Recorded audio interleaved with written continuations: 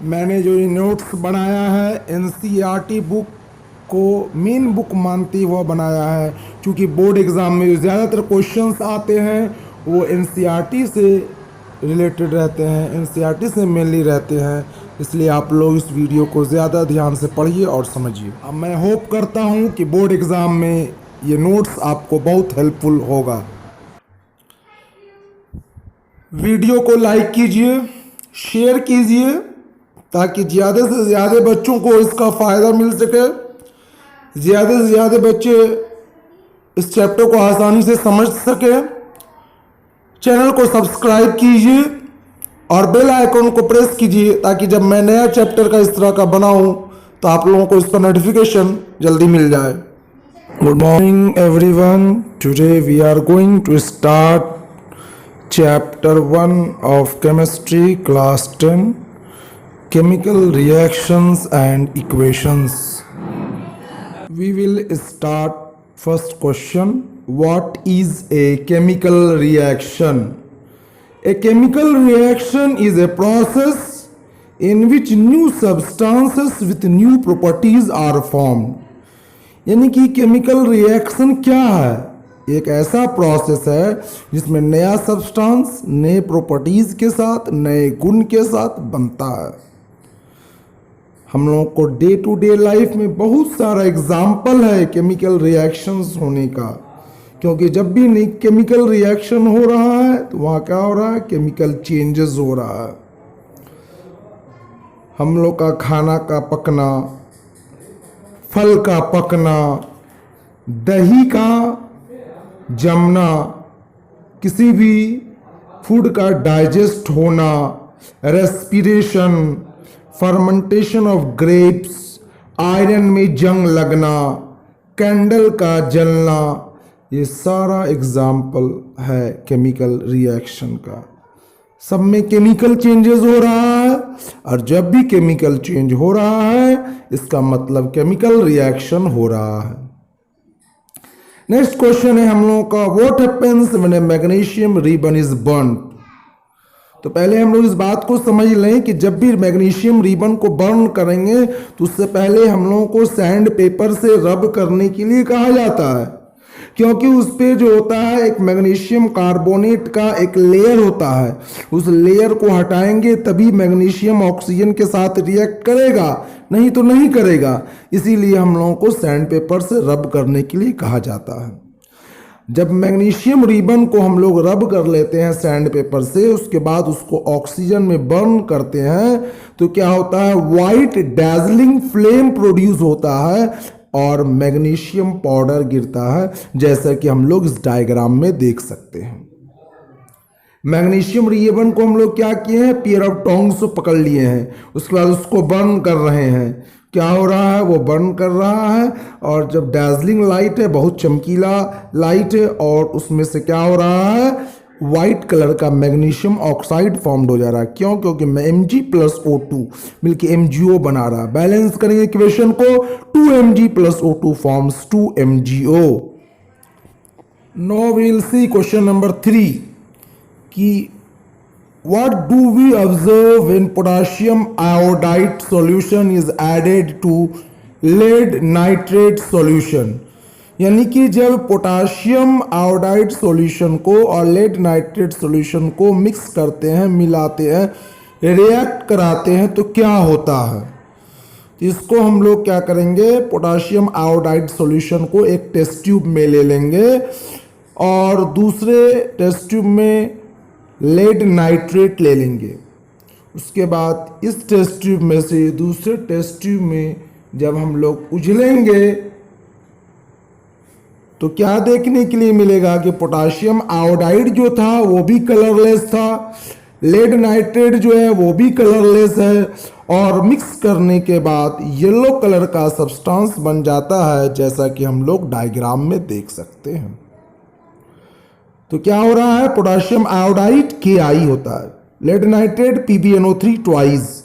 जब दोनों का रिएक्शन हो रहा है तो क्या हो रहा है? पोटाशियम नाइट्रेट और लेड आयोडाइड बन जा रहा है। ये लेड आयोडाइड जो है येलो कलर का प्रेसिपिटेट है।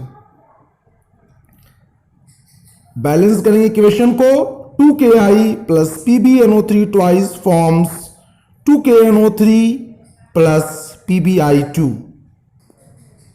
नेक्स्ट क्वेश्चन है question number 4, what do you observe when dilute hydrochloric acid और sulphuric acid is added to zinc granules taken in a flask. यानी कि हम लोग अगर डाइल्यूट हाइड्रोक्लोरिक एसिड या सल्फ्यूरिक एसिड को ले लेते हैं फ्लास्क में और उसमें जिंक ग्रैन्यूल्स के साथ रिएक्ट कराते हैं तो क्या होता है। तो उसके लिए हम लोग क्या करेंगे, कुछ जिंक ग्रैन्यूल्स ले लेंगे एक फ्लास्क में और उसमें थोड़ा सा डाइल्यूट हाइड्रोक्लोरिक एसिड या सल्फ्यूरिक एसिड जब पोर करेंगे, ढालेंगे, तो एक रिएक्शन होता है। वो रिएक्शन इस तरह से है कि जिंक प्लस हाइड्रोक्लोरिक एसिड मिल करके जिंक क्लोराइड और हाइड्रोजन गैस बनाता है। वो हाइड्रोजन गैस जो है बबल्स के रूप में निकलेगा। या अगर हम लोग सल्फ्यूरिक एसिड लेंगे तो जिंक प्लस सल्फ्यूरिक एसिड मिल करके जिंक सल्फेट और हाइड्रोजन गैस बनाएगा। इक्वेशन देखेंगे हम लोग, Zn plus 2HCl forms ZnCl2 plus H2 और Zn plus H2SO4 forms ZnSO4 plus H2। Question number 5, what are the characteristics of chemical reaction. क्या गुण होते हैं, क्या कैरेक्टरिस्टिक्स होते हैं, क्या फीचर्स होते हैं किसी भी केमिकल रिएक्शन का, यानी कैसे हम पहचानेंगे केमिकल रिएक्शन हुआ है। तो 5 तरह की पहचान है, 5 तरह के गुण है, 5 तरह के कैरेक्टरिस्टिक्स है। इनमें से कोई एक न एक जरूर हम लोगों को दिखेगा जब भी कोई केमिकल रिएक्शन होगा।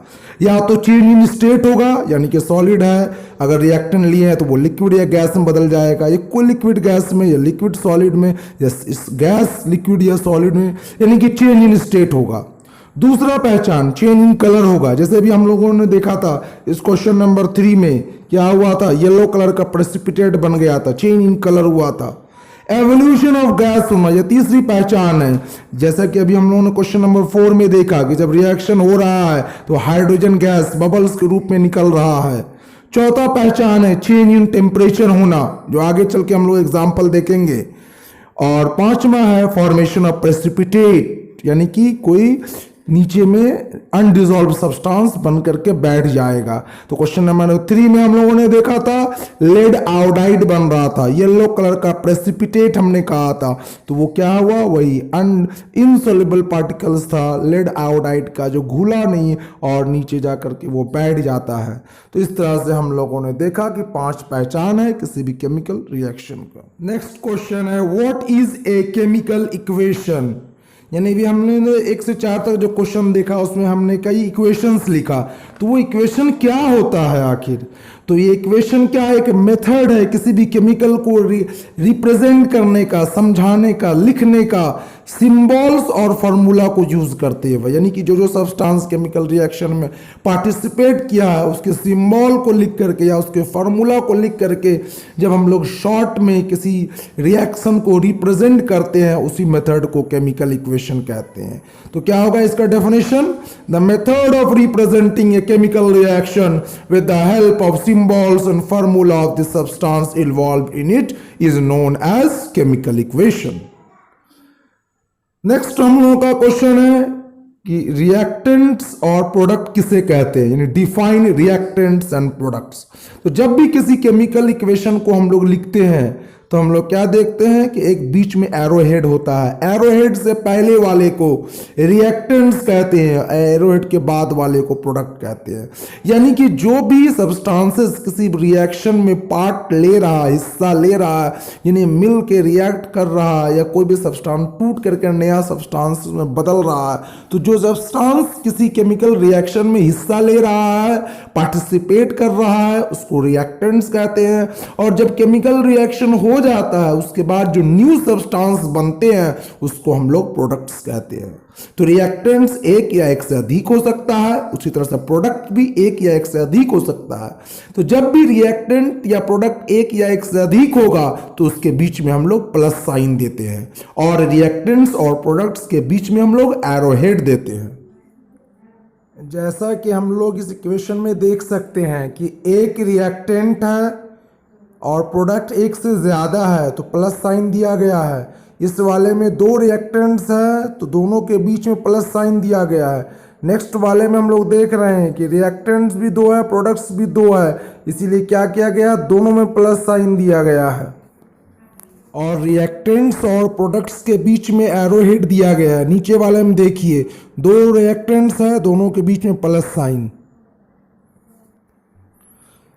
केमिकल इक्वेशन दो तरह का होता है, एक बैलेंस्ड केमिकल इक्वेशन और अनबैलेंस्ड केमिकल इक्वेशन। तो पहले हम लोग क्वेश्चन नंबर 8 में देखते हैं what is an unbalanced chemical equation. तो जब कोई केमिकल इक्वेशन बैलेंस नहीं होगा, यानी कि number of atoms of one kind of element on the reactant side is not equal to the number of atoms of the same element on the product side, then such an equation is called unbalanced chemical equation। कहने का मतलब ये हुआ कि अगर कोई chemical equation है और उसमें नंबर ऑफ एटम जो होगा रिएक्टेंट साइड में और प्रोडक्ट साइड में बराबर नहीं होगा तो उसको हम लोग अनबैलेंस्ड केमिकल इक्वेशन कहते हैं। अनबैलेंस्ड केमिकल इक्वेशन का दूसरा नाम है स्केलेटल केमिकल इक्वेशन।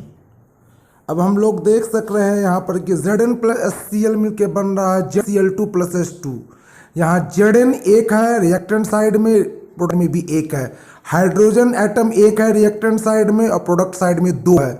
और क्लोरीन जो है वो एक है रिएक्टेंट साइड में और प्रोडक्ट साइड में दो है। इसका मतलब number of atoms reactant side और प्रोडक्ट साइड में इक्वल नहीं है हाइड्रोजन का, क्लोरीन का, इसीलिए ये एक अनबैलेंस्ड केमिकल इक्वेशन हुआ।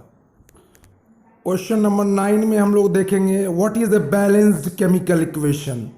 तो एक बैलेंस्ड केमिकल इक्वेशन उस इक्वेशन को कहते हैं जिसमें कि नंबर ऑफ एटम्स जो होगा डिफरेंट एलिमेंट का रिएक्टेंट साइड में और प्रोडक्ट साइड में सेम होगा।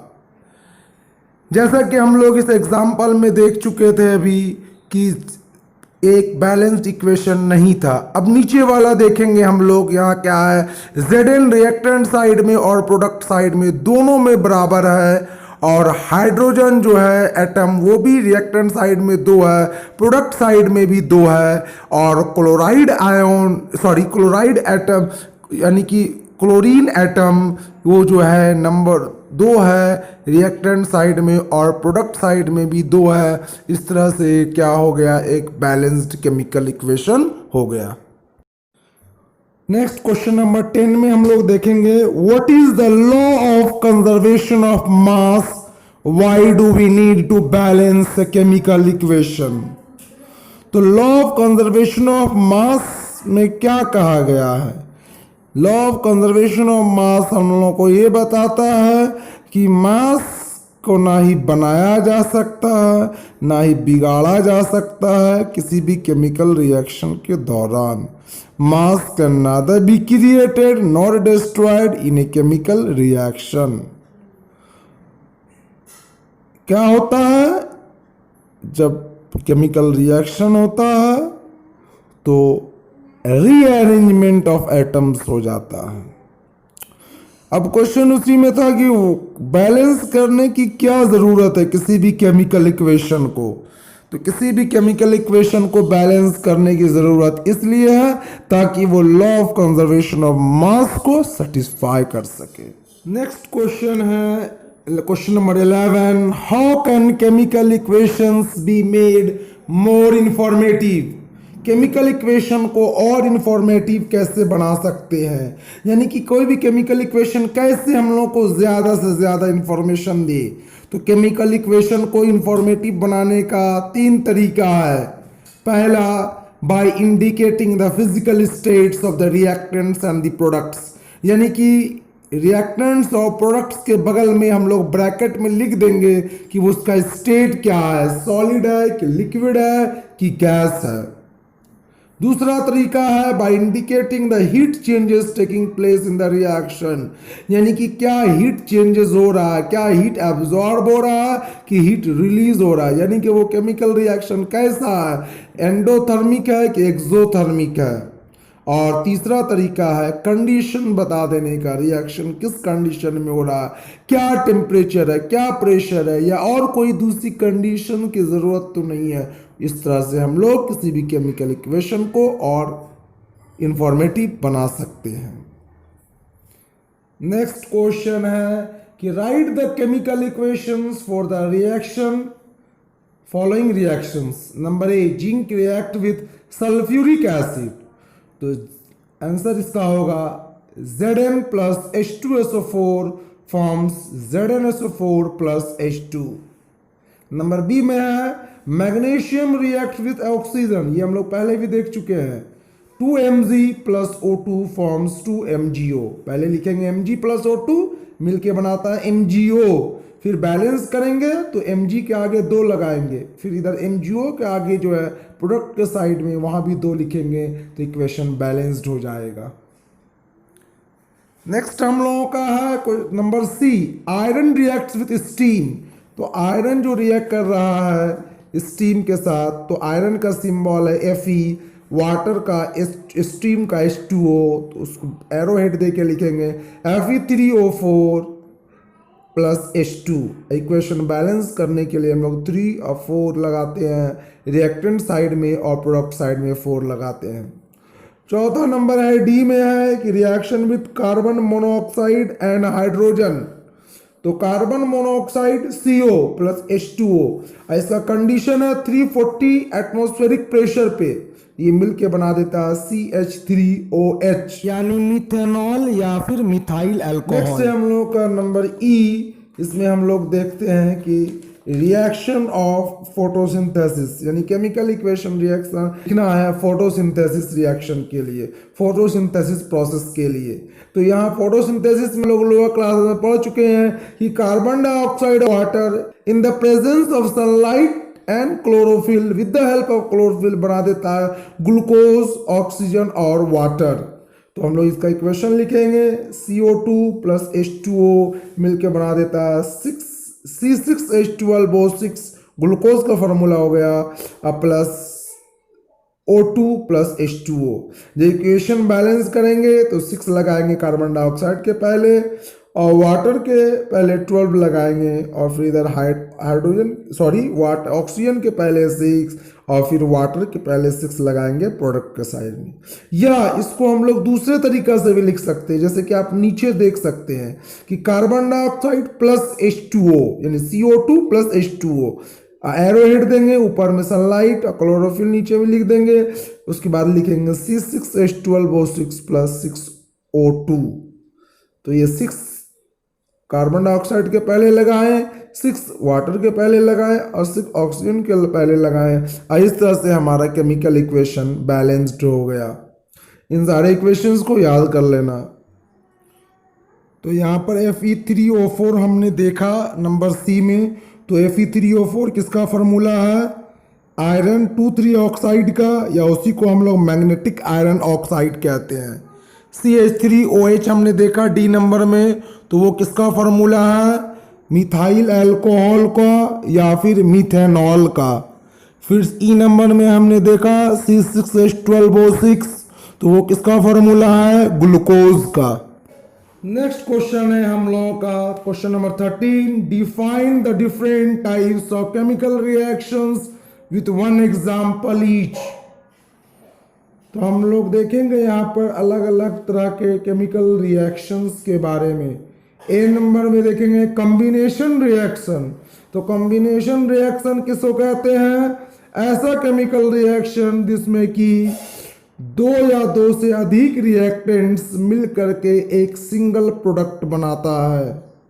जैसा कि इक्वेशन में हम लोग देख सकते हैं CaO प्लस H2O मिल करके बना रहा है CaOH ट्वाइस। बी नंबर में है डिकम्पोजिशन रिएक्शन, दूसरा टाइप। तो ऐसा केमिकल रिएक्शन जिसमें कि कोई एक सिंगल रिएक्टेंट टूट करके 2 या 2 से अधिक सिंपलर प्रोडक्ट्स में बदल रहे हैं, उसको डिकम्पोजिशन रिएक्शन कहते हैं। एग्जाम्पल हम लोग देखेंगे, फेरस सल्फेट को जब हीट करते हैं, 2FeSO4 को हीट करते हैं तो Fe2O3 plus SO2 plus SO3, यानी कि ferric oxide plus sulphur dioxide plus sulphur trioxide बनाता है। ए नंबर में हम लोग देखें कम्बिनेशन रिएक्शन, जैसा कि नाम बताता है कंबाइन करना, मतलब मिलना मिलाना। तो दो या दो से अधिक चीज़ मिल करके एक बना रहा, तो ये कम्बिनेशन रिएक्शन कहलाएगा। दूसरा है डीकम्पोजिशन रिएक्शन। तो डीकम्पोजिशन उल्टा हो गया कॉम्बिनेशन का। इसमें क्या हो रहा है, एक चीज टूट करके डिकम्पोज करके यानी कि टूट करके दो या दो से अधिक सब्सटेंसेस में बदल रहा है। अब हम लोग देखेंगे decomposition reaction of ferrous sulphate. इसके लिए क्या करते हैं हम लोग, एक टेस्ट ट्यूब ले लेते हैं, बॉइलिंग टेस्ट ट्यूब, जैसा कि डायग्राम में देख रहे हैं। और उसके बाद हम लोग क्या करेंगे, उसमें 2 ग्राम फेरस सल्फेट क्रिस्टल्स ले लेंगे। उसके बाद बर्नसन बर्नर पे उसको हीट करना शुरू कर देंगे। जब हीट करेंगे तो हम लोग शुरू में जो लिए थे फेरस सल्फेट क्रिस्टल्स, वो ग्रीन कलर का होता है। थोड़ी देर हीट करने के बाद हम लोग देखेंगे उसका कलर चेंज हो जाता है वाइट में, और फिर उसके बाद वो ब्राउन कलर में बदल जाता है। और हम लोग देखेंगे कि टेस्ट ट्यूब के माउथ के पास से कुछ गैस निकल रहा है, तो हम लोग उसको हाथ से थोड़ा सा उसके वेपर को अपनी तरफ करके मूव करके स्मेल करने का कोशिश करेंगे, तो हम लोगों को वो सल्फर के ऐसा स्मेल करता हुआ फील होगा। तो गैस जो है हम लोगों का सल्फर डाइऑक्साइड और सल्फर ट्राइऑक्साइड गैस प्रोड्यूस हो रहा है। थर्ड नंबर है सी, डिस्प्लेसमेंट रिएक्शन। तो डिस्प्लेसमेंट रिएक्शन किसको कहते हैं, those reaction in which one element takes the place of another element in a compound are known as displacement reaction.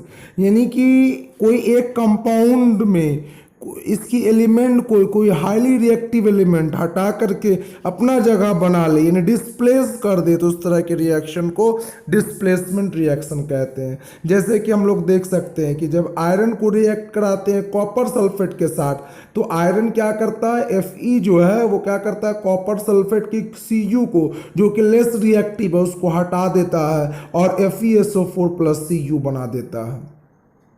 Fourth number है double displacement reaction.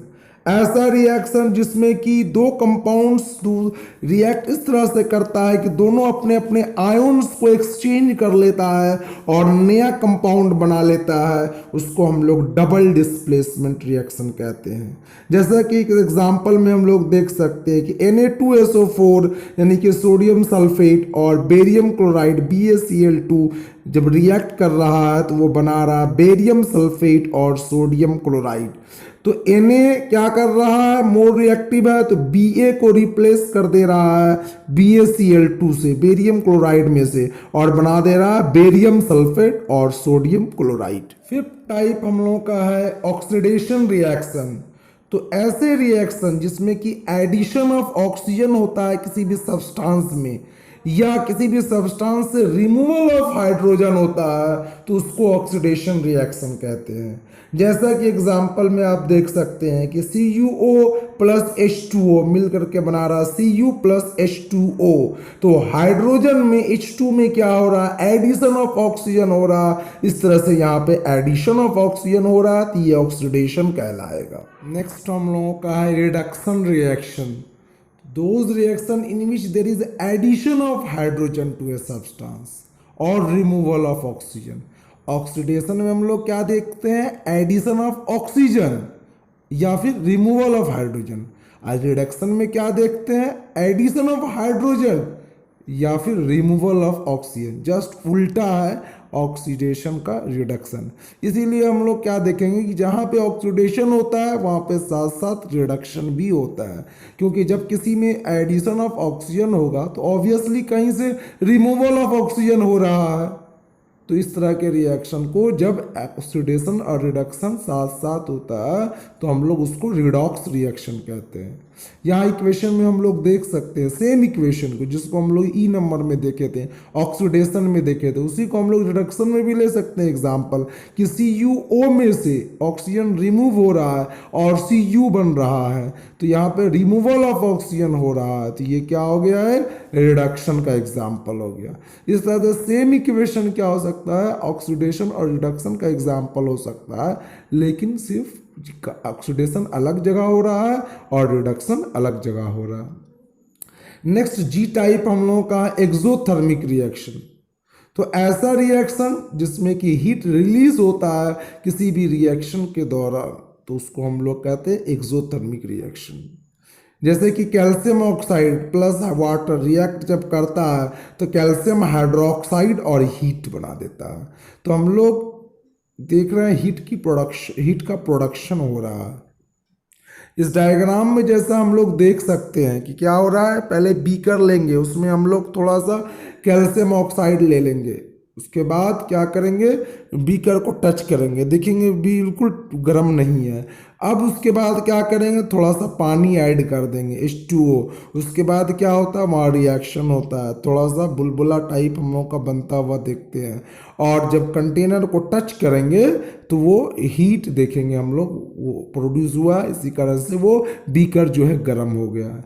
ये example हम लोग के घर में होता है, जब वाइट वॉशिंग होता है हम लोग के घर में, तो जो कारीगर आते हैं वाइट वॉश करने के लिए, जो लेबर आते हैं, वो क्या करते हैं, एक बर्तन में कैल्शियम ऑक्साइड ला करके डालते हैं बाजार से, और उसमें थोड़ा पानी डाल देते हैं। तो जब पानी डालने से पहले वो पूरा बर्तन ठंडा था, पानी जैसे डब्बा डाला तो क्या हम लोग देखते हैं थोड़ा बुलबुला टाइप का बन गया, और थोड़ी देर के बाद देखते हैं वो पानी खोलने भी लगता है, गर्म हो गया, टच करेंगे बर्तन देखेंगे गर्म हो गया। तो ये एग्जाम्पल हो गया एक्सोथर्मिक रिएक्शन का। दूसरा एग्जाम्पल होता है एक्सोथर्मिक रिएक्शन का, कोई भी चीज़ का बर्न करना।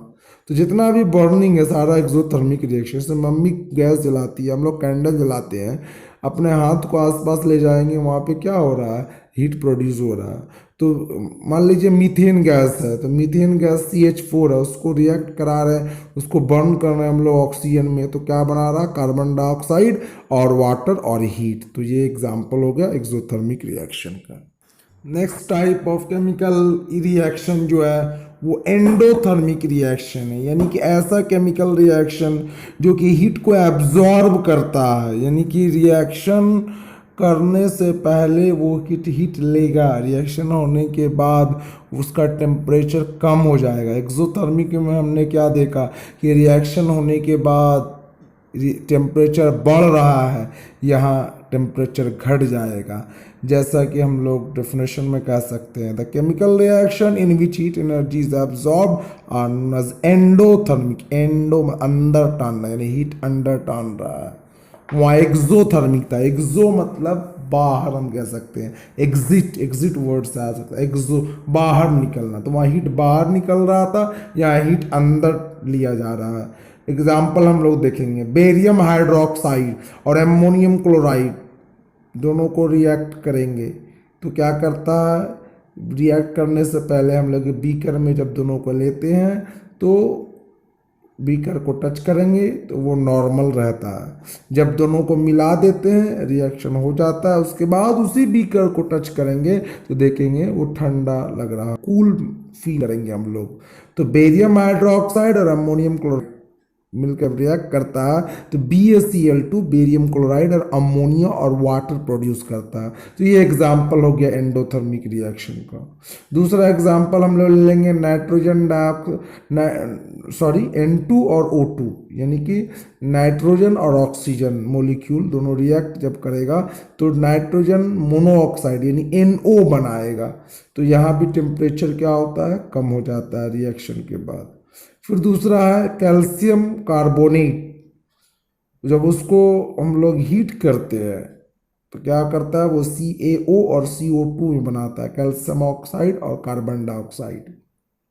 तो हम लोग एक्सोथर्मिक में देखे थे कि all combustion reactions are exothermic, यानी कि जितना भी जलने वाला बर्न करने वाला रिएक्शन है वो सारा एक्सोथर्मिक है। यहाँ देखेंगे उल्टा कि जितना भी डिकम्पोजिशन रिएक्शन है, यानी कि जो डिकम्पोज करने वाला है ना, यहाँ वो एंडोथर्मिक होता है, पहले हीट देना पड़ता है ना, तब वो डिकम्पोजिशन रिएक्शन होता है। नेक्स्ट क्वेश्चन नंबर 14 हम लोग देखेंगे, what happens during a chemical reaction. Chemical reaction के दौरान क्या होता है।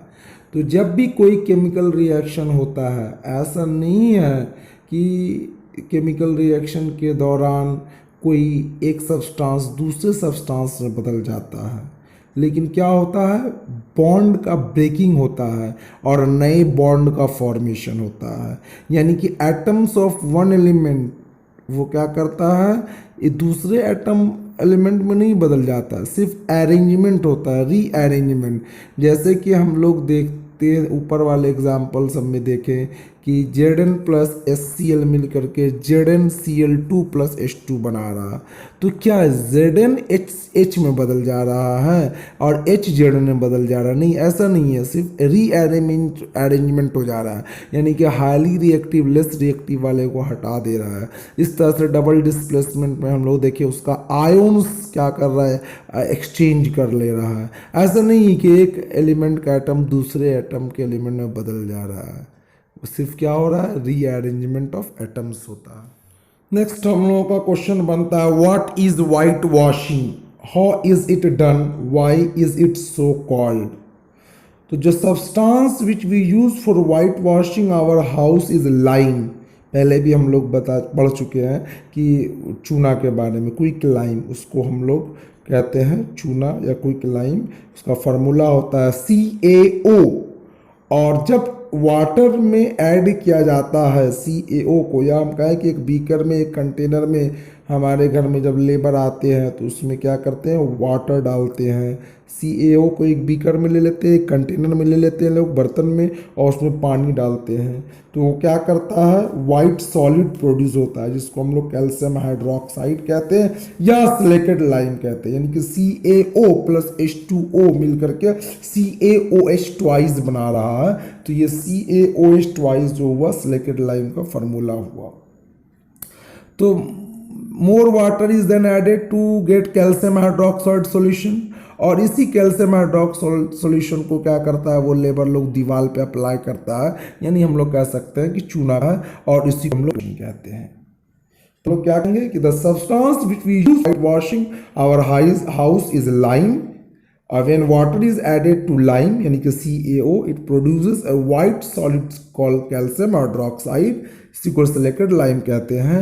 More water is then added to get calcium hydroxide solution, and this calcium hydroxide solution is then added to the walls of the house with a brush, और इसी को हम लोग white washing कहते हैं। इस तरह से white washing किया जाता है। तो दो क्वेश्चन का आंसर हम लोग को यहाँ पे मिल गया। तीसरा क्वेश्चन है कि why is it so called, इसको ऐसा क्यों कहते हैं। तो ये कैल्शियम हाइड्रोक्साइड जो हम लोग दीवार पे अप्लाई किए, वो धीरे धीरे हमारे एटमॉस्फेयर के कार्बन डाइऑक्साइड से रिएक्ट करके एक थिन यानी कि पतला लेयर बना लेता है कैल्शियम कार्बोनेट का, यानी कि CaOH ट्वाइस प्लस CO2 मिल करके, फिर से बोल रहा है, CaOH ट्वाइस प्लस CO2 मिल करके ये क्या करेगा, बना देगा आपका CaCO3 प्लस H2O। इसीलिए देखते हैं हम लोग कि जब चूना करके लेबर मिस्त्री जाते हैं तो दीवार जो है भीजा रहता है, क्योंकि वहाँ H2O भी प्रोड्यूस हुआ, वाटर भी, धीरे धीरे हवा लग के वो वाटर सूख जाता है। इस तरह से एक थिन लेयर, वाइट कलर का लेयर का थिन लेयर जो हमारी दीवार पे प्रोड्यूस हो गया, हम लोग कहते हैं उसको वाइट वॉशिंग हो गया। कैल्शियम कार्बोनेट जो फाउंड हुआ 2 दिन 3 दिन में वो सूख जाता है और वाइट शाइनी अपीयरेंस हमारी दीवार को दे देता है, और चूंकि ये वाइट शाइनी अपीयरेंस दे रहा है इसीलिए इसको वाइट वॉशिंग कहते हैं। नेक्स्ट क्वेश्चन है हम लोगों का, give 3 examples of exothermic reaction. 3 example देना है एक्सोथर्मिक रिएक्शन का। तो A नंबर में हम लोग कह सकते हैं बर्निंग ऑफ मीथेन गैस या नेचुरल गैस, जो पहले देख चुके हैं। तो CH4 plus 2O2 form CO2 plus 2H2O।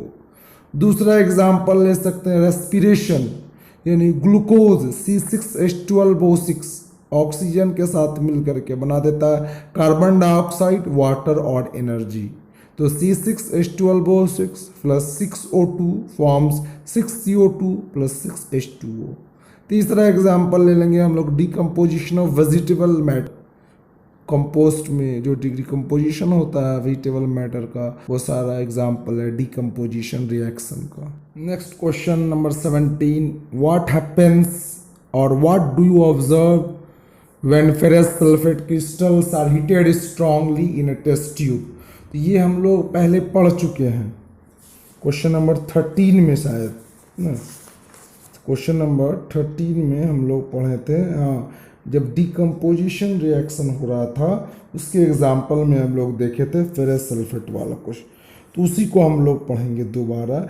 क्या करना है कि ग्रीन कलर्ड का फेरस सल्फेट क्रिस्टल्स होता है, उसको एक टेस्ट ट्यूब में ले लेंगे और उसका जो कलर है ग्रीन है, उसके साथ 7 molecules of water of crystallisation है।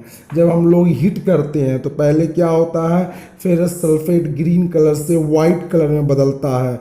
FeSO4.7H2O हीट करते हैं तो FeSO4 + 7H2O बनता है। वो FeSO4 जो है वो क्या है, वाइट कलर का है। अब इस एनहाइड्रस फेरस सल्फेट को जब हीट करेंगे दोबारा, यानी कि हम लोग हीट करना कंटिन्यू ही रखेंगे उस टेस्ट ट्यूब में, तो वो क्या होगा, ब्राउन कलर में चेंज हो जाएगा और वो ब्राउन कलर का फेरिक ऑक्साइड बना देता है Fe2O3 और उसके साथ साथ सल्फर डाइऑक्साइड और सल्फर डाइऑक्साइड बना देता है। ये हम लोग पहले ऑलरेडी देख चुके हैं। नेक्स्ट क्वेश्चन नंबर 18 हम लोगों का है, what happens when calcium carbonate is heated, right the use of the product calcium oxide. तो जब कैल्शियम कार्बोनेट को हीट करते हैं तो क्या होता है, वो डिकम्पोज कर जाता है कैल्शियम ऑक्साइड और कार्बन डाइऑक्साइड में। अब हम लोगों से पूछा गया यूज बताइए कैल्शियम ऑक्साइड का, तो कैल्शियम ऑक्साइड को यूज किया जाता है वाइट वॉशिंग में, इसको यूज किया जाता है सीमेंट बनाने में, इसको यूज किया जाता है ग्लास बनाने में। नेक्स्ट क्वेश्चन नंबर 19 की, what do you observe when lead nitrate is heated strongly. जब लेड नाइट्रेट को हीट करते हैं स्ट्रांगली तो क्या होता है, तो जब लेड नाइट्रेट को हीट करते हैं हम लोग स्ट्रांगली तो वो ब्रेक कर जाता है सिंपलर सब्सटेंसेस में, लेड मोनोऑक्साइड में, नाइट्रोजन डाइऑक्साइड में और ऑक्सीजन में।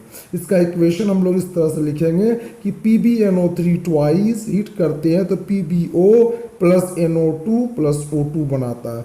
जब बैलेंस करेंगे इक्वेशन को तो 2 लगाएंगे रिएक्टेंट साइड में, फिर 2 लगाएंगे PbO के पहले और 4 लगाएंगे NO2 के पहले, ताकि ये इक्वेशन बैलेंस्ड हो जाए।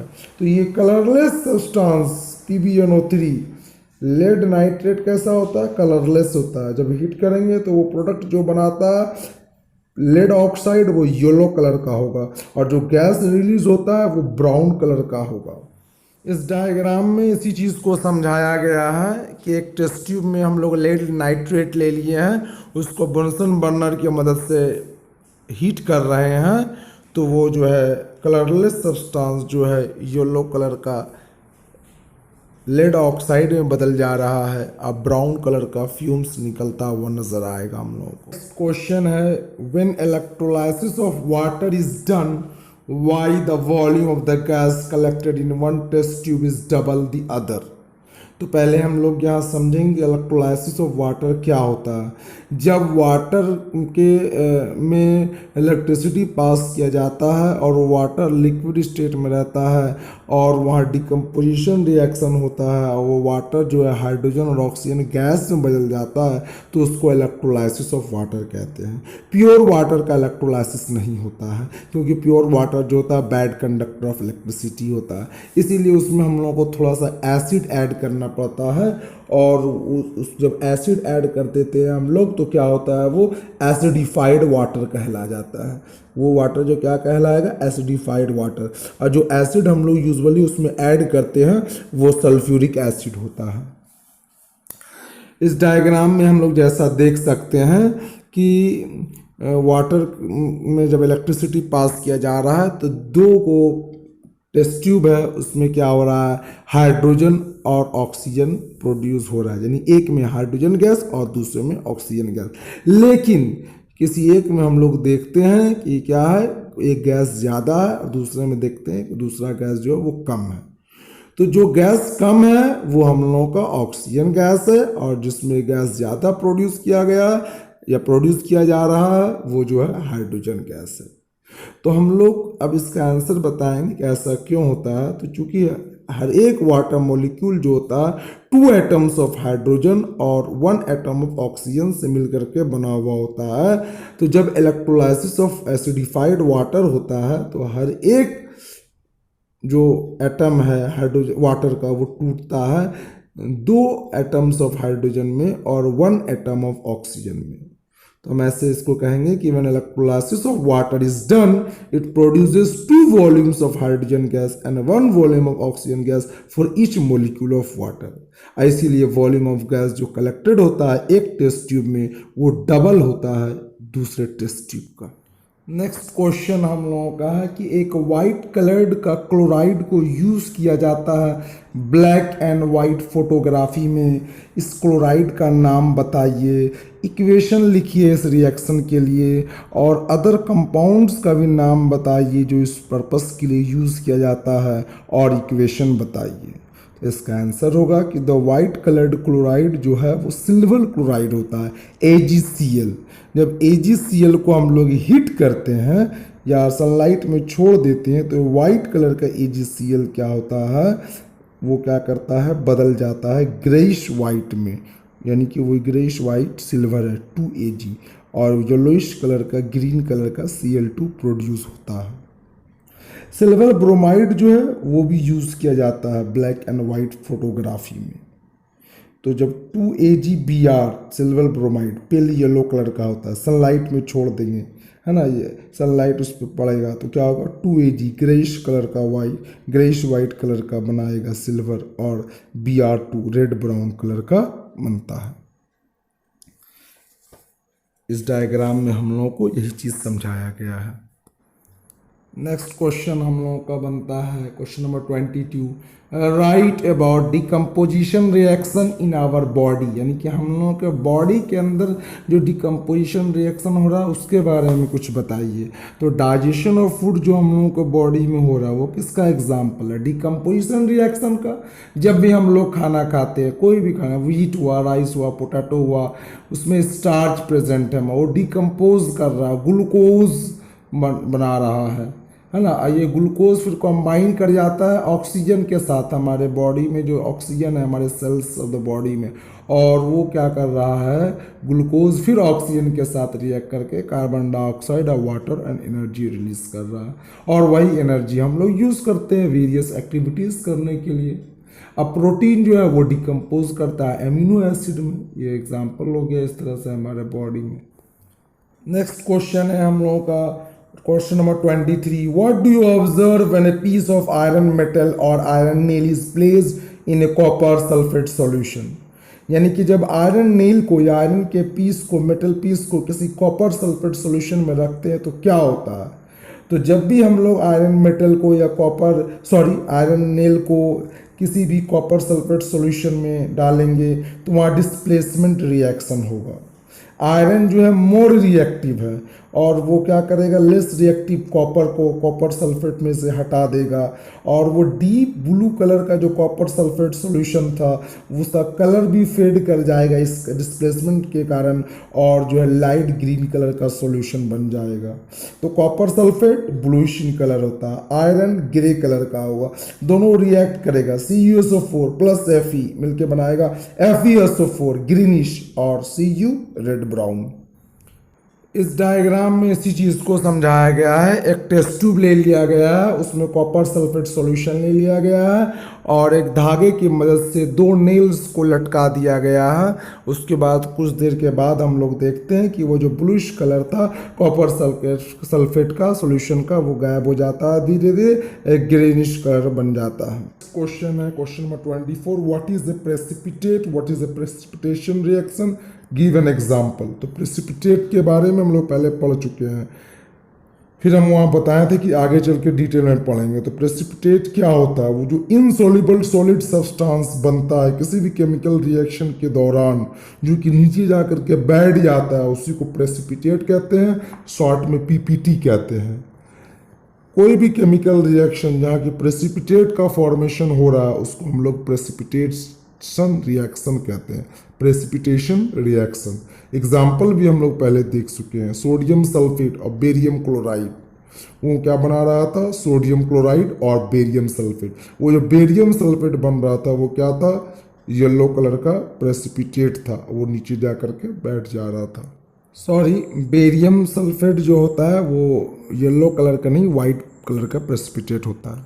नेक्स्ट क्वेश्चन है 25 number, what happens when copper is heated in air, what happens when hydrogen is passed over the product. तो जब कॉपर को हीट करते हैं हवा में तो क्या होता है, जब कॉपर मेटल को हीट करते हैं हम लोग एयर में, तो वो कॉपर ऑक्सीजन के साथ रिएक्ट करता है, यानी कि ऑक्सीडाइज हो जाता है और वो कॉपर ऑक्साइड बना देता है। तो कॉपर होगा रेड ब्राउन कलर का और ऑक्सीजन के साथ रिएक्ट करके कॉपर ऑक्साइड बनाएगा, वो ब्लैक कलर का होगा।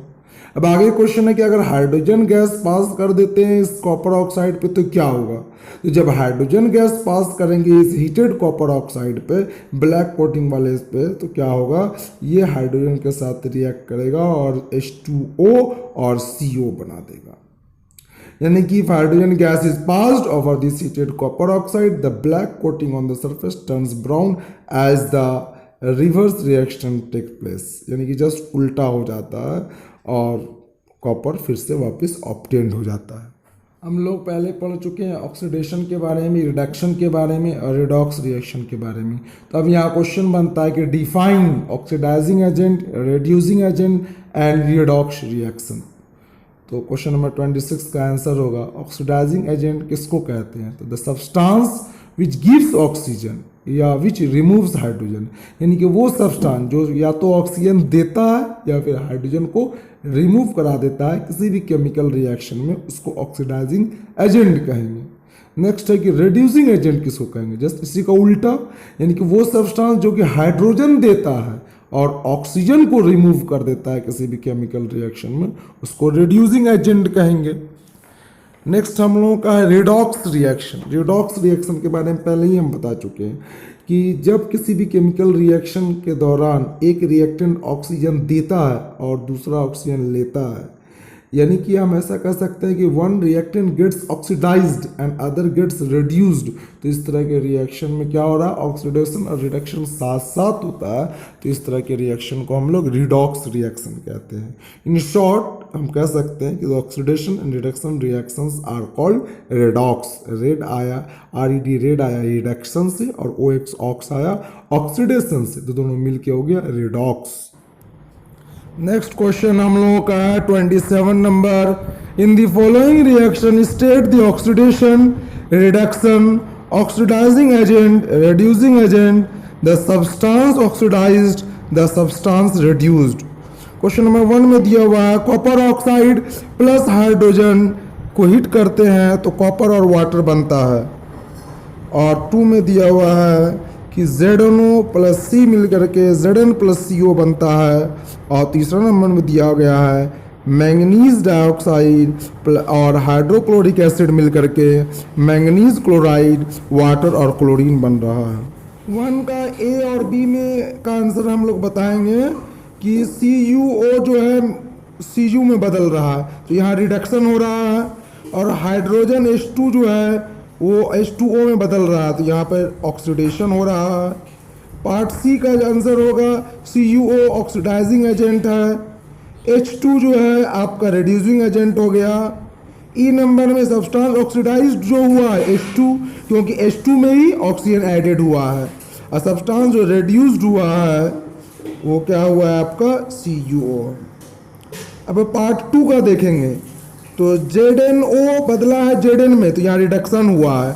C बदला है CO में, तो यहाँ ऑक्सीडेशन हुआ है। ZnO जो है ऑक्सीडाइजिंग एजेंट हो गया, C जो है रिड्यूसिंग एजेंट हो गया यानी कार्बन, और सब्सटेंस ऑक्सीडाइज जो हुआ है वो कार्बन है, क्योंकि कार्बन में एडिशन ऑफ ऑक्सीजन हुआ है, और सब्सटेंस जो रिड्यूस हुआ है वो ZnO है, क्योंकि ZnO में से ऑक्सीजन का रिमूवल हुआ है।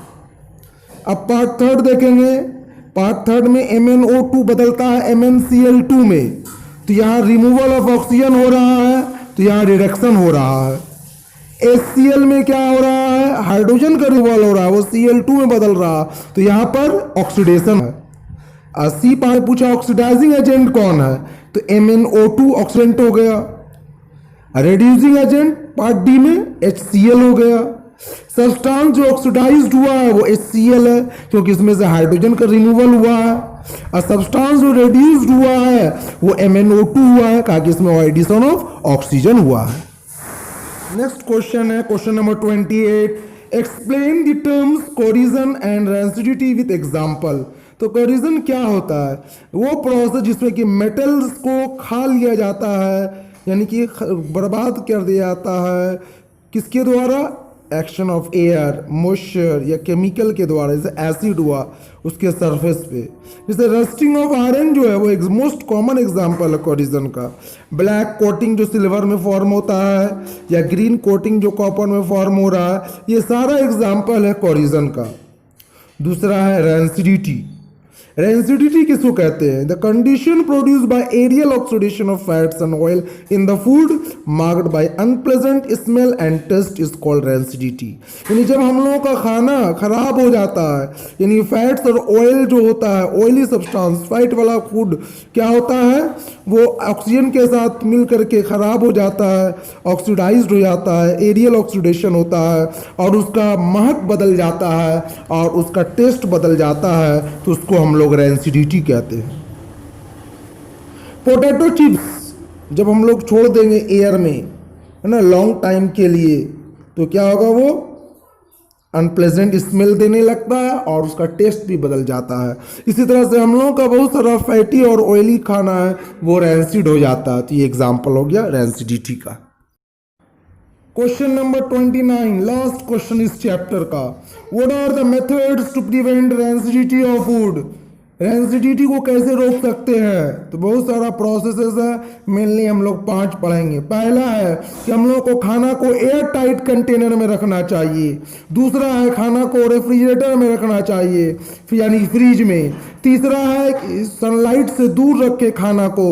चौथा है कि पैकिंग करना fat and oil containing food को नाइट्रोजन गैस से वाले में, जैसे कि हम लोग पोटैटो चिप्स खरीदते हैं, कुरकुरे खरीदते हैं और भी बहुत सारी चीज़ खरीदते हैं बाजार से। इसमें क्या देखते हैं हम लोग? गैस भरा हुआ रहता है। वो कौन सा गैस है? नाइट्रोजन गैस है।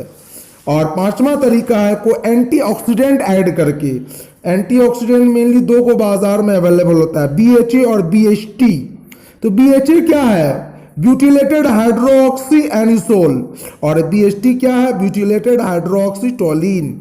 इन दोनों को हम लोग जब फैट और ऑयल वाले फूड में ऐड करते हैं तो वो फूड जो है रेंसिड होने से बच जाता है।